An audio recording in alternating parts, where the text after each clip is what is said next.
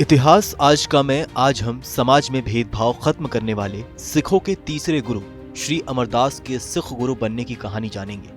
सिखों के तीसरे गुरु अमरदास बड़े आध्यात्मिक चिंतक थे। उन्होंने समाज को कई तरह की सामाजिक कुरीतियों से मुक्त करने के लिए सही मार्ग दिखाया था।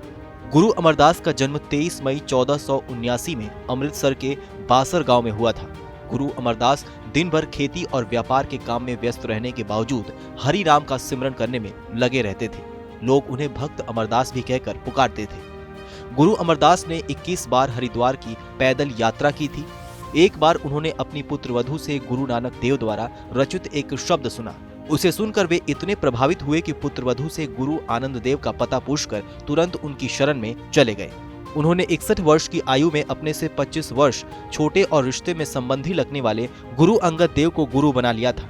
उन्होंने लगातार 11 वर्षों तक एक निष्ठ भाव से गुरु सेवा की। सिखों के दूसरे गुरु आनंद देव ने उनकी सेवा और समर्पण से प्रसन्न होकर उन्हें गुरु गद्दी सौंप दी थी। इस प्रकार आज के दिन 1552 में गुरु अमरदास सिखों के तीसरे गुरु बन गए थे। भारतीय समाज कुछ पूंजीपतियों के कारण अनेक सामाजिक बुराइयों से ग्रस्त था। उस समय जाति प्रथा, ऊंच नीच, भ्रूण हत्या, सती प्रथा जैसी अनेक बुराइयां समाज में प्रचलित थी। ये बुराइयां समाज के स्वास्थ्य और विकास में बाधा बनकर खड़ी हुई थी। ऐसे कठिन समय में गुरु अमरदास ने इन सामाजिक कुरीतियों के खिलाफ बड़ा प्रभावशाली आंदोलन चलाया था और जाति प्रथा और ऊंच नीच को समाप्त करने के लिए गुरु अमरदास ने लंगर प्रथा को और सशक्त बनाया। उस समय में भोजन करने के लिए जातियों के अनुसार बैठाया जाता था, लेकिन गुरु अमरदास ने सभी के लिए एक ही पंगत में बैठकर लंगर छकना अनिवार्य कर दिया था। कहते हैं कि जब मुगल बादशाह अकबर गुरु दर्शन के लिए गोइंदवाल साहिब आया, तब उसने भी संगत के साथ एक ही पंगत में बैठकर लंगर छका था। गुरु अमरदास यही नहीं रुके, उन्होंने छुआछूत को समाप्त करने के लिए गोइंदवाल साहिब में एक साझी बावली यानी कि कुआं का निर्माण कराया था।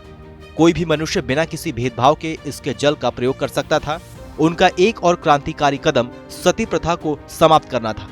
उन्होंने सती प्रथा जैसी घिनौनी रस्म को स्त्री के अस्तित्व का विरोध मानकर उसके विरुद्ध जबरदस्त प्रचार किया था। ये गुरु अमरदास का ही समाज सुधारने का फल है कि आज हम समाज के अनेक बुराइयों से दूर हैं।